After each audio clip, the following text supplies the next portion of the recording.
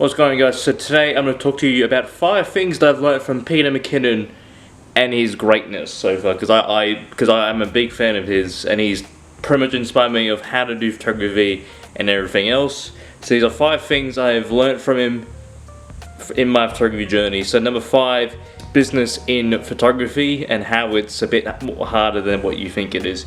So business in photography these days, considering that there's smartphones all around, everyone can be a photographer really. And consider not everyone can't be a photographer, obviously, but like smartphones have given us and created so many photographers in this time.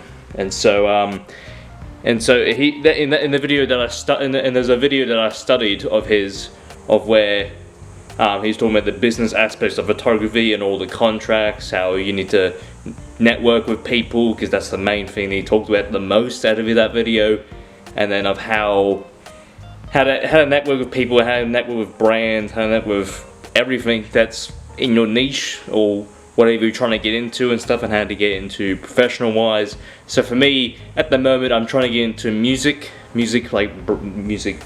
bands, like more to heavy metal or dark, because my mood of edit wise is very dark. So I'm trying to get into that at the moment, and it's a very different thing. I didn't actually think I would actually do that, but I didn't actually think I would actually manage to be taking photos for a music band. So so I studied a whole entire notes of one of his older videos, and I just wrote down notes, I wrote down a whole entire thing in like a book that I have that has every single video of what I've made today. And so I literally just wrote down all the notes I needed. I wrote down pretty much everything because I need to know. And so by word, I wrote down every single thing. I even used the captions on his video and just did that. And and the line of work and how like difficult it is, because there's so many creatives out there now, and how it can be daunting and can be frightening wise, and you must overcome all those aspects and stuff. So that is number 5. And so number 4 is learning, and he taught me how to learn how to use Lightroom and Premiere Pro.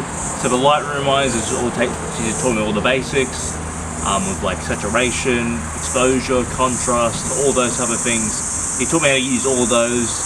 He taught me how to use the tone curve and all those type of things, and how to use presets even. And like, I haven't bought his yet, but he does have a set of presets which are pretty good wise.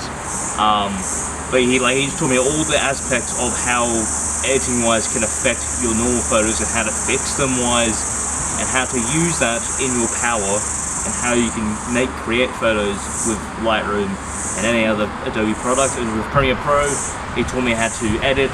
He taught me how to literally use all types of options in terms of the updated Premiere Pro. And he also taught me how to use transitions, how to create a story of how to use your videos or photos even. So he learned me all types of photography, editing, and then videography editing as well. So that is number 4. And so the one good thing about Peter Mckinnon, this is also number 3, the way he talks about photography, he explains it so clear and well, probably better than I do in most of my videos. But even though he's got a lot more experience than I do, the way he talks about it seems like he's just in a different world, and the way he takes his photos, how he does his videos and stuff. I'm not going to compare myself to him because his craft is absolutely amazing. Like, he makes it look like it's so easy, but it's actually not. Like he literally made a product video out of ropes, an old wooden box, and then he made it out of candles and stuff. It was one of his old videos. It was like a flat out photography video, I believe. I don't know which one. I'll put it in the link in the description. But like the way he talks about it and the way he makes it, like he just has all this. He only had to use like 3 lights or something, and he just made it like that. And it's just so he makes photography look easy, and like the way he's easy to understand, and that's how I got so into it, because he just made it just like that. He just made every single point. He just kept on talking, and then he just made it so much clearer for me to understand wise, because like I'm not, I don't know, sometimes I don't click, like I don't understand very well, but for me, whenever I watch these videos, I just click and just go, yep, I know exactly what you're talking about. And then I learn they're all different aspects of what he does, and even try to recreate my own of his. Just, yeah, just every single encounter that he does, he just makes it like easy. He just makes it easy in terms of him. He challenges himself, and that's a good thing. I'm trying to challenge myself to even do different things. And I'm trying to, he inspired me to try and create my own world in photography and my own craft. So you should be doing too. So that is number 2. Alright, so this is number 1. So number 1 is that he taught me how to operate a camera. So if in the beginning of my photography wise, I never really touched my ISO and such, so ISO and all the other settings, as you guys know. That is probably one of the biggest mistakes I did in terms of my photos wise, because like all my photos look great and stuff, but then like it's just the camera's opinion on it really. So don't let your camera control it. So if you do want to use if you don't want to use the manual setting on your camera yet, use aperture priority, as the camera will take care of 2 things, which is the exposure and the ISO. But it won't take care of the aperture. So the lowest aperture will let the most light in, and the highest aperture will have the less light out, and then it'll have like more focus. And then so if you're the higher aperture, it has more stuff in frame, more stuff in focus, and then with the lower aperture, more blur. There you go, more blur.